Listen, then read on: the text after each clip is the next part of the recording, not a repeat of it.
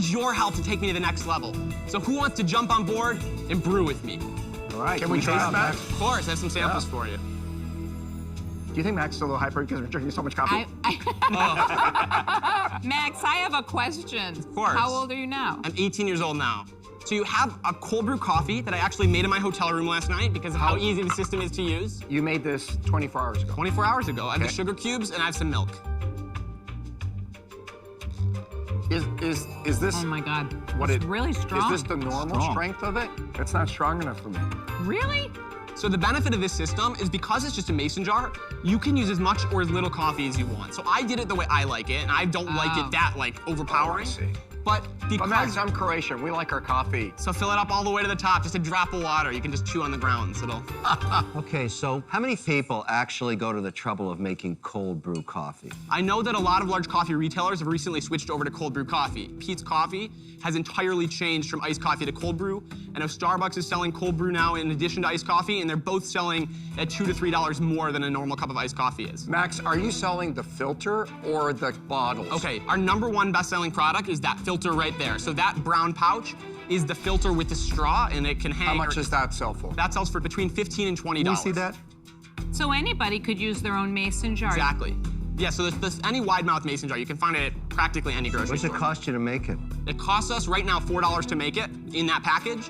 And with scale, that's gonna drop to $1.50 with a new 2-cavity mold.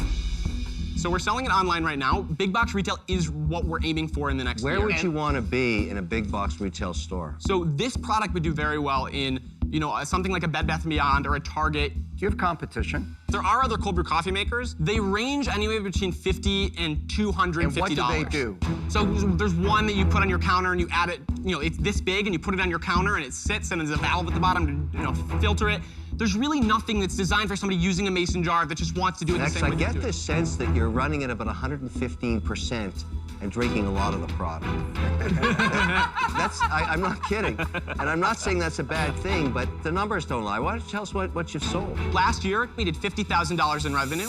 And this year, we're on track to do $100,000 in revenue. So, Max, are you going to go to college? I'm in college. I'm just finished my first year. Where at? Babson College. There you go. I'm majoring in business.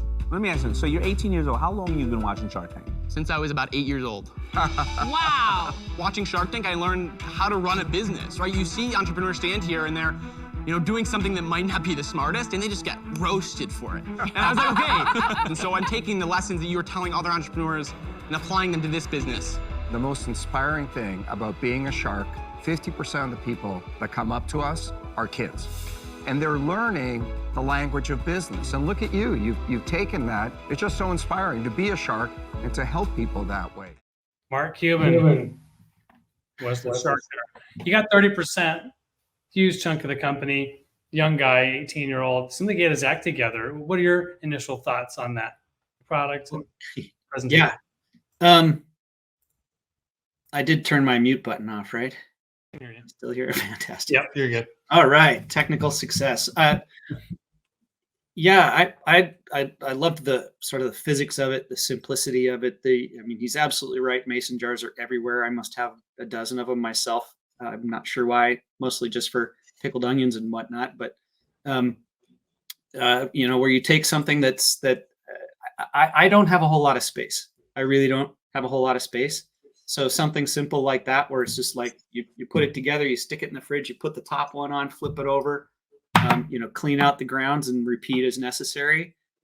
Speeds things up. I think it's excellent. I think it's a great idea.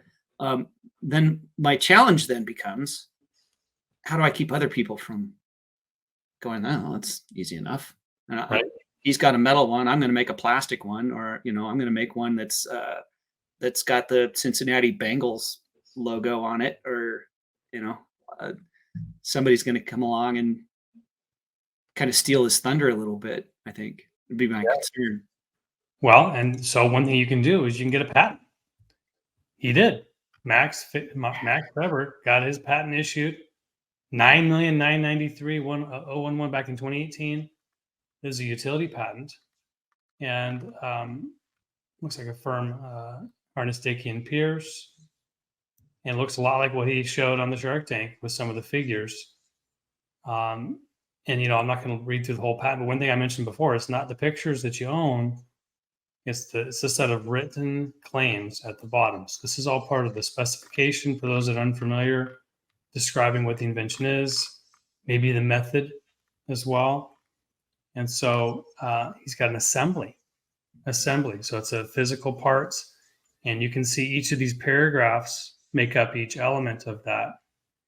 And this is what's called the preamble. So it doesn't have a whole lot of bearing in terms of the scope of rights, but it's got to have a first side, a first coupling, a second side, a filter between the two, supporting member with an air channel, seems a little bit specific there, and then a tube.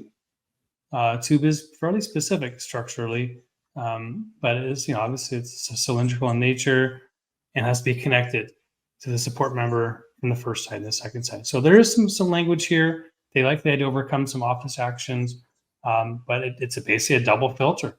And so I think this is in general a pretty good thing to have. This would protect you from someone copying it and just changing materials, right? The utility patent protects the functionality so long as each of these elements are found in any infringing article. So they did get that. That's one way to do it, right? Sure. Well, yeah. And I know it's the way we use the language, I think, needs to change a little bit, because the same thing happens in trademarks. It's like the registration or the patent or the copyright or whatever protects you. No, it gives you the right to protect yourself. True. This is maybe a little bit of a tangent, but I just want people to recognize that pursuing these things just puts the legal details around the thing that you have, the invention that you have, the photo that you took, the story you wrote, the cool logo you created, whatever. And it just says, it just establishes that as a legitimate thing. Then you have the opportunity to go and protect yourself with those things, right? So monitoring, making sure somebody else isn't doing it, pursuing them if they do, that's all still you. The federal government's not going to do that. Like I tell people, there's no trademark police. Yeah. With one exception, but it gives us the right to protect ourselves. All of this stuff does. Absolutely. Yeah.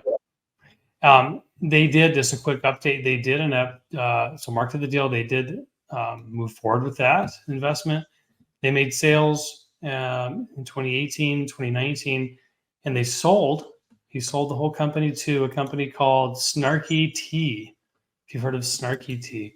It's also, interestingly enough, a Shark Tank company. Mr. Wonderful invested in Snarky Tea. I'll show it off.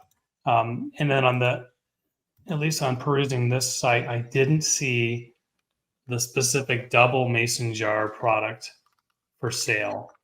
But hey, at one point in 2020, at least on this the Shark Tank update that I was reading, they did make a sale. He made an exit, which is a win. And so it kind of brought it up before.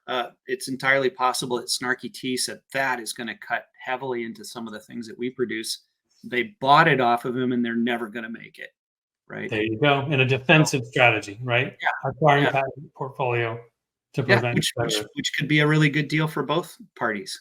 Yeah, that's a great point. The kid makes a great start, and Snarky Tea owns something that now can't compete, for the duration of the patent, right? With the other things that they make that might not read on the patent. Yeah, they own it and they can just sit on it. Yes, awesome.